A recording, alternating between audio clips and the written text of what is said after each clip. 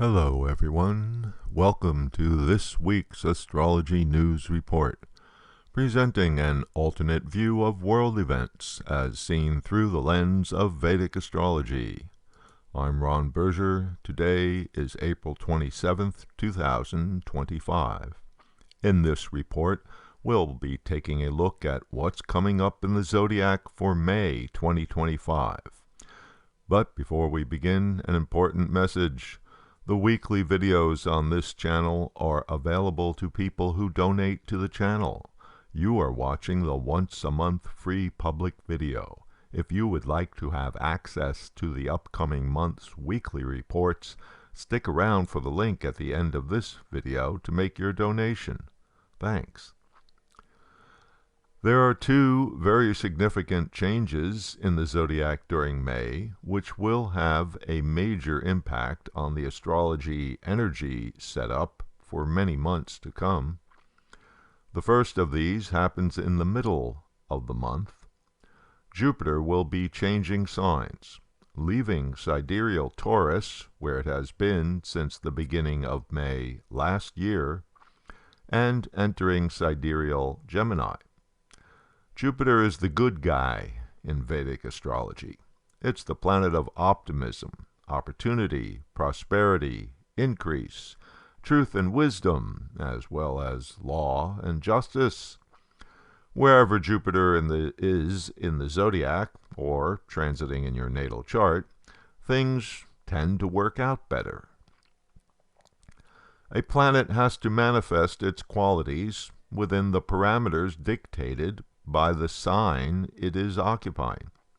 Taurus is one of the earth signs, and is the most materialistic sign in the zodiac.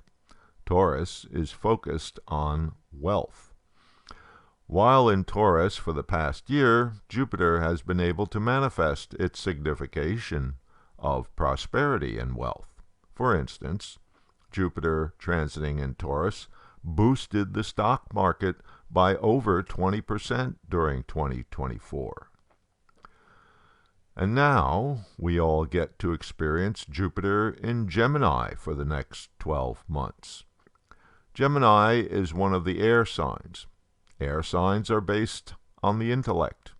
That means that, as compared to earth sign materialistic Taurus, Jupiter in Gemini will emphasize the non-material significations of Jupiter. In other words, this transit will be more about beliefs, truth, ethics, and justice. Now, note that Gemini is the most dualistic sign in the zodiac, so we're not talking about absolute truth, but rather beliefs and truth from varying points of view. I'll be explaining more about Jupiter and Gemini in an upcoming episode, so be sure to sign up for May's weekly reports.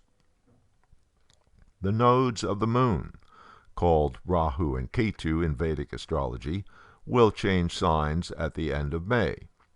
The nodes are the eclipse points, the intersection of the path of the sun and the path of the moon as seen from the earth. They are not real planets, but are treated almost as real planets in Vedic astrology. They are actually shadows created by the earth, moon, and sun lining up in a particular way. Rahu and Ketu go backwards through the zodiac relative to the other planets, in other words, in perpetual reverse motion. They are always opposite to each other and work in tandem, and they change signs simultaneously. Starting at the end of May, Rahu will be in Aquarius and Ketu will be in Leo for the next 18 months until the end of November 2026. Rahu, the north node, is more amenable to our material ambitions and can even bring success to the area it transits through.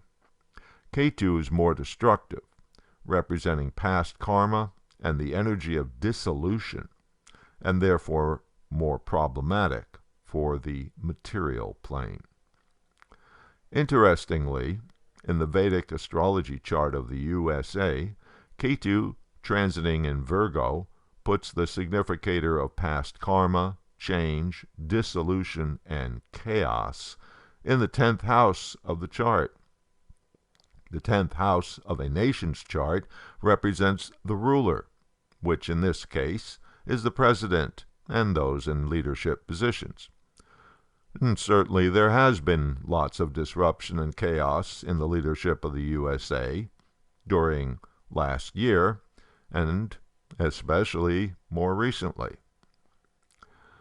Well, when the nodes change signs, they will move to the 3rd and 9th houses of the USA chart.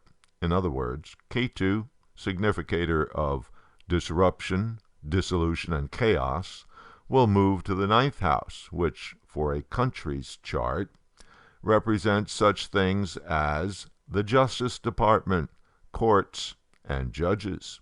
Of course, we are already getting some indications of where things are going regarding the Trump administration versus the courts. I'll have a more complete analysis of Rahu and Ketu in their new positions in an upcoming report later in May. And one more significant change happens on the very last day of the month. Venus changes signs on May 31st, leaving sidereal Pisces and entering sidereal Aries. Due to going through a retrograde period recently, Venus has been in Pisces for an extra long time, since the end of January, in other words, 4 months. While in Pisces, Venus got involved with a train wreck of planets, putting Venus significations like agreement and finance in jeopardy. At the end of May, Venus moves to Aries, spending the month of June in that sign. Venus in Aries puts the planet of romance and relationship in a very dynamic fire sign. Aries doesn't beat around the bush.